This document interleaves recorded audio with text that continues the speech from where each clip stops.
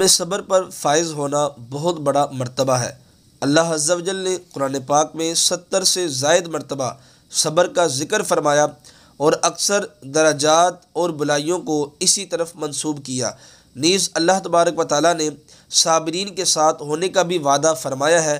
چنانچہ اللہ تعالیٰ قرآن پاک میں ارشاد فرماتا ہے وَاصْبِرُوا إِنَّ اللَّهَ مَعَ الصَّابِرِينَ، اور صبر کرو بے شک اللہ صبر والوں کے ساتھ ہے۔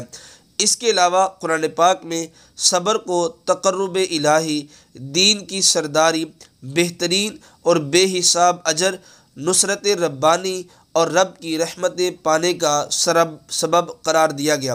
صبر کی اہمیت پر احادیث کریمہ سماعت فرمائے۔ میرے آقا نبی آخر الزماں صلی اللہ علیہ وسلم نے ارشاد فرمایا جس بندے پر ظلم کیا اور وہ اس پر صبر کرے تو اللہ تبارک و تعالیٰ اس کی عزت میں اضافہ فرمائے گا۔ اللہ عز و جل ارشاد فرماتا ہے کہ جب میں بندہ مومن کی دنیا کی پیاری چیز لے لوں اور وہ اس پر صبر کرے تو میرے ہاں اس کا اجر جنت کے علاوہ کچھ نہیں۔